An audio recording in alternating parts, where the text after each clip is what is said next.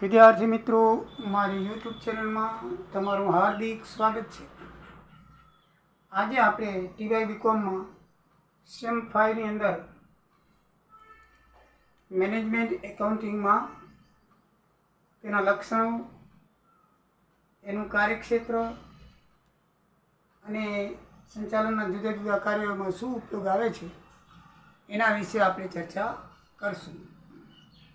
આ પ્રકારના મિત્રો થિયરિકલ છે, એટલે અગત્યના પોઈન્ટ બરાબર ધ્યાનમાં રાખી અને પ્રશ્નો યાદ કરજો. અગાઉ આપણે નાણાકીય હિસાબોની મર્યાદાઓ, હિસાબી પદ્ધતિની વ્યાખ્યા અને બીજી બાબતો જોઈ. હવે આપણે સંચાલકીય પદ્ધતિના લક્ષણો શું છે તેના વિશે ચર્ચા કરશું. તો મિત્રો, મેનેજમેન્ટના લક્ષણો નીચે મુજબ છે. આ એક એવી પદ્ધતિ છે જે સંચાલકો સમક્ષ એવી માહિતી રજૂ કરે છે જે તેમને વૈજ્ઞાનિક રીતે નિર્ણય લેવામાં ઉપયોગી છે. એટલે કે સંચાલીય પદ્ધતિમાં વૈજ્ઞાનિક રીતે નિર્ણયો લેવામાં આવે છે. કેવી રીતે લેવામાં આવે છે? વૈજ્ઞાનિક રીતે નિર્ણય લેવામાં આવે છે. બીજું છે તે નાણાકીય તેમજ પડતરના હિસાબો પર આધારિત છે. એટલે નાણાકીય હિસાબો અને પડતર હિસાબો એની અંદર આવે છે એના ઉપર આધારિત છે.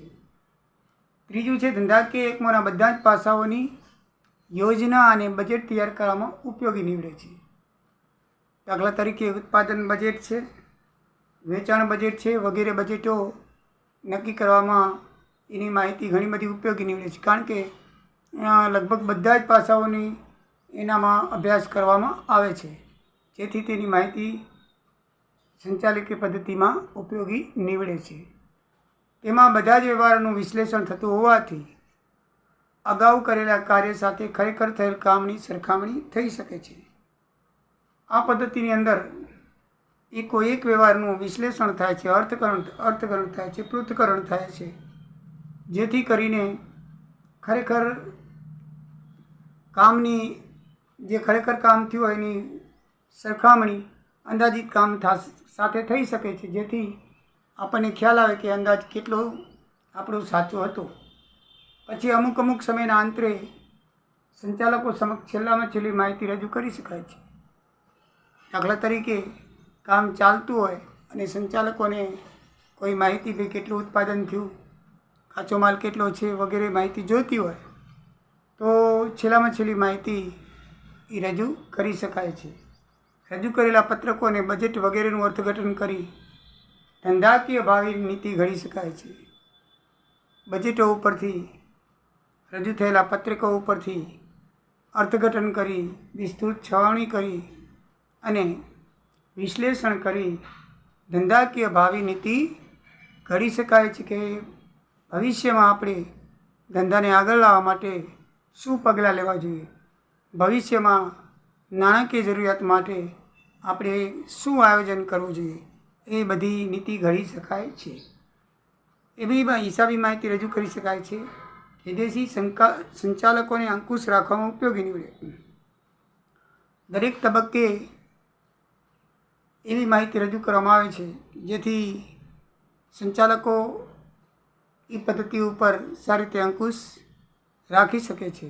દરેક તબક્કામાં કેટલું ઉત્પાદન થયું અને કેટલું થવું જોઈએ એ જે અંદાજ છે એ મુજબ થાય છે કે નહીં એ નક્કી કરી શકાતું હોવાથી બીજી તબક્કે એને સુધારી લેવામાં આવે છે અથવા અંકુશ રાખવામાં આવે છે.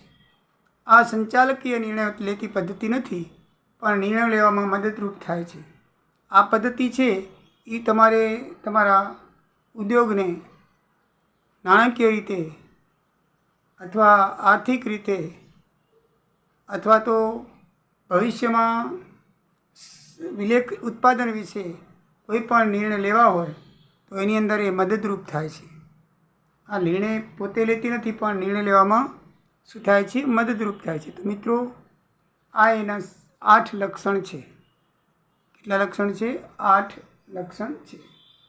હવે આપણે સંચાલનના જુદા જુદા કાર્યો અને એની અંદર મેનેજમેન્ટ એકાઉન્ટિંગ શું કાર્ય કરે છે જોઈ લઈએ કે ભાઈ મેનેજમેન્ટ એકાઉન્ટમાં કઈ રીતે સંચાલનના કાર્યો ઉપયોગી નીવડે છે એના વિશે આપણે વિસ્તૃત માહિતી જોઈએ. શ્રી બેટી એક લેખક છે, એકાઉન્ટન્ટ છે. એ શ્રી બેટીના જણાવ્યા મુજબ મેનેજમેન્ટ એકાઉન્ટિંગનું કાર્ય વ્યવસ્થિત સમજવા માટે સંચાલનના જુદા જુદા કાર્યો સમજવા જોઈએ અને તેમાં મેનેજમેન્ટ એકાઉન્ટિંગ કઈ રીતે ઉપયોગી નીવડે છે તેનો ખ્યાલ મેળવવો જોઈએ. એ એમ કહે છે કે તમારે મેનેજમેન્ટ એકાઉન્ટનું કાર્ય વ્યવસ્થિત કરવું હોય તો સંચાલનના જુદા જુદા કાર્યો તમારે સમજવા જોઈએ. અને એ જુદા જુદા કાર્યો કયા છે તો નીચે મુજબ 6 જુદા જુદા કાર્યો છે. પહેલું છે ભાવિ અનુમાન અને આયોજન. સૌથી પ્રથમ સંચાલકો ભાવિનો નિર્ણય કરી લે, નક્કી કરેલું ધ્યેય સિદ્ધ કરવા યોજના ઘડે છે. મેનેજમેન્ટ એકાઉન્ટન્સી આ કાર્યમાં ખૂબ ઉપયોગી થઈ પડે છે. વેચાણ, ઉત્પાદન, રોકડ અને બીજી સંબંધિત બાબતોને લગતી માહિતી એકાઉન્ટન્ટ એવી રીતે રજૂ કરે છે જેથી સંચાલકો નીતિ નક્કી કરી શકે છે, યોજના ઘડી શકે છે અને જુદી જુદી વૈકલ્પિક યોજનાઓ ઘડવામાં તેને આ રીતે મદદરૂપ થાય છે, જેથી આ પદ્ધતિ સંચાલકોને ખૂબ મદદરૂપ થાય છે. બીજું છે વ્યવસ્થા તંત્ર રચવું, એટલે કે તંત્ર રચના કરવી જેમાં જવાબદારી નક્કી થતી હોય અને સત્તાની રેખા પણ નક્કી થતી હોય એવી રીતે નક્કી કરી શકાય છે. રોકાયેલી મૂડી પર કેટલો નફો મળશે, કેટલા ટકા મળશે.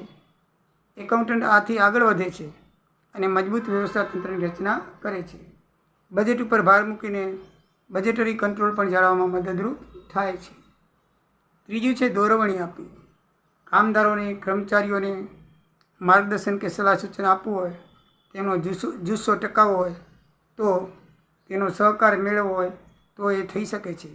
કર્મચારીઓ પાસે શ્રેષ્ઠ કામ મેળવી શકાય છે. એમના સ્કિલ મુજબ એની પાસે શ્રેષ્ઠ કામ લઈ અને સંચાલકો સારી રીતે ઉત્પાદન કરી શકે છે અને દોરવણી આપી શકે છે. આ દ્વારા આમ કર્મચારીઓનો વિશ્વાસ પ્રેરી શકાય છે, લઈ શકાય છે. કર્મચારી વિશ્વાસમાં લઈ કામ કરી શકવામાં આવે છે. સંકલન એટલે કે ધંધાકીય એકમની જુદી જુદી પ્રવૃત્તિઓ એ રીતે ગૂંથણી કરવી કે જેથી ધંધાકીય એકમના બધા ભાગો કાર્યક્ષમતાથી ચાલે અને વધુમાં નફો મળે. આ સંકલનમાં બજેટરી કંટ્રોલ ખૂબ મદદ કરે છે. બજેટરી કંટ્રોલ મેનેજમેન્ટ એકાઉન્ટન્સીનો ભાગ છે. એટલે કે એકબીજી પ્રવૃત્તિ સાથે સંકલન કરવામાં આવે છે અને સંકલન કરેલું હોવાથી એ કાર્યક્ષમતાથી ચાલે તો વધારે નફો થાય છે. પાંચમું છે અંકુશ, એટલે કે ધંધાના પરિણામનું પદ્ધતિસર વિશ્લેષણ કરવું, જેથી યોજના પ્રમાણે કામ ચાલે છે કે નહીં અથવા તેમાં તફાવત ઊભો થાય છે કેમ એ જાણી શકાય. અને એના માટે સંચાલકોનું આ કાર્ય ખૂબ મહત્ત્વનું છે, કારણ કે તેના સિવાય વધુમાં વધુ મેળવો શક્ય નથી. આ અંગે મેનેજમેન્ટ એકાઉન્ટની ખૂબ ઉપયોગી થઈ પડે છે. પ્રમાણપત્ર પદ્ધતિ દ્વારા નાની વિગતો પર અંકુશ રખાય છે. બજેટ દ્વારા દરેક કાર્યમાં પણ દરેક પ્રકારની પ્રવૃત્તિ પર અંકુશ રાખી શકાય છે. માહિતી સંચાર એટલે કે વ્યવસ્થા તંત્રમાં દરેક સૂચનાને માહિતી આપવા તથા ગ્રાહક, વેપારીઓ તેમજ અન્ય વ્યક્તિઓને જરૂરી માહિતી પૂરી પાડવા માટે મેનેજમેન્ટ એકાઉન્ટ આ ક્ષેત્રે ખૂબ ઉપયોગી નીવડે છે. જુદા જુદા અહેવાલો અને પત્રકો દ્વારા તે કાર્ય કરે છે. શેરહોલ્ડર, જાહેર પ્રજા અને લેણદારોને પ્રગટ થયેલ હિસાબો દ્વારા જરૂરી માહિતી પૂરી પાડવામાં આવે છે અને સરળ હિસાબો પાકા સરિયામાં જુદા જુદા કર્મચારીઓને દર્શાવવામાં આવે છે. તેમના કાર્યમાં કેટલી અંશે સફળતા મળી છે એ પણ જાણી શકાય છે. આમ માહિતી યોગ્ય રીતે પ્રદર્શિત કરી શકાય છે શેર હોલ્ડરોને તેમજ જાહેર પબ્લિકને. આવી રીતે માહિતી સંચાર દ્વારા ઉપયોગી થઈ શકે છે. એટલે આ જે 6 પગલાં છે એ સંચાલનના જુદા જુદા કાર્યો છે. એને મેનેજમેન્ટ એકાઉન્ટ એમાં એ મદદરૂપ નીવડે છે. ત્યારબાદ જોઈએ આપણે સંચાલનના જુદા જુદા કાર્યો અને મેનેજમેન્ટ એકાઉન્ટિંગ. તો મિત્રો,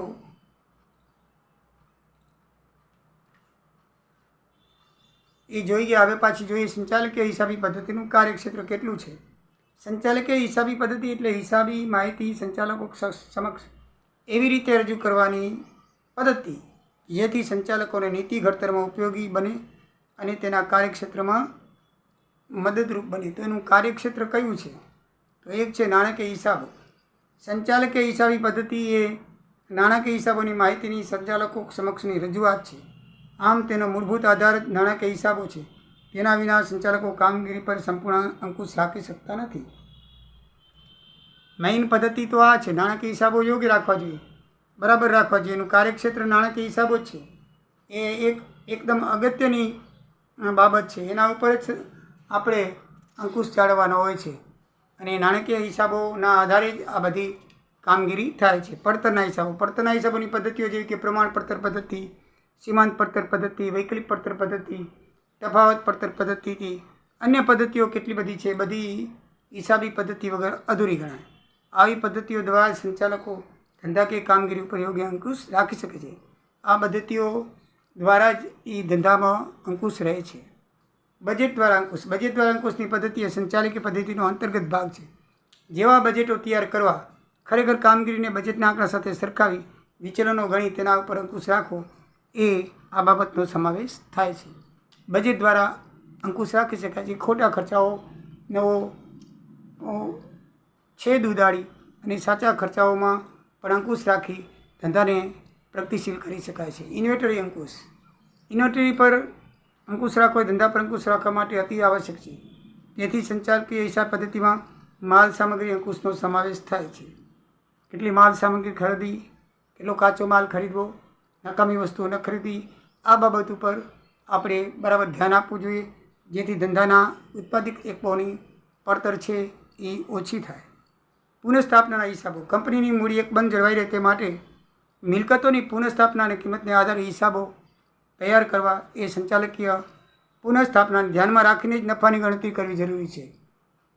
પુનઃસ્થાપનામાં કંપનીની મૂડી એકબંધ જળવાઈ રહે, મિલકતોની પુનઃ કિંમત જળવાઈ રહે એ બાબત બરાબર ધ્યાનમાં રાખવી જોઈએ. વચગાળાના અહેવાલો. નિયમિત રીતે સંચાલકો સમક્ષ કામગીરીનો અહેવાલ રજૂ થતા રહેવા જોઈએ. જેમાં ત્રિમાસિક, માસિક કે 6 માસિક નાણાકીય પત્રકો, રોકડ પ્રવાહ અને ભંડોળ પ્રવાહના પત્રકો મુખ્ય છે. એટલે કે 3 મહિને, 6 મહિને કે 12 મહિને. 12 મહિને તો વાર્ષિક હિસાબ થાય, પણ વચગાળાના હિસાબ એટલે 3 મહિને, 6 મહિને કે માસિક હિસાબો ઉપરથી ખ્યાલ આવે છે કે ધંધો પ્રગતિશીલ છે કે નથી. જો પ્રગતિશીલમાં થોડીક કંઈક અભાવ હોય, મુશ્કેલી હોય તો સુધારો કરી શકાય છે. એટલે વચગાળાના અહેવાલો આમાં આપવામાં આવે છે. આંકડાશાસ્ત્રીય પદ્ધતિઓ. સંચાલક સમક્ષ વખતો વખત જે હિસાબી માહિતી રજૂ કરવાની છે તેમાં ચાર્ટ દ્વારા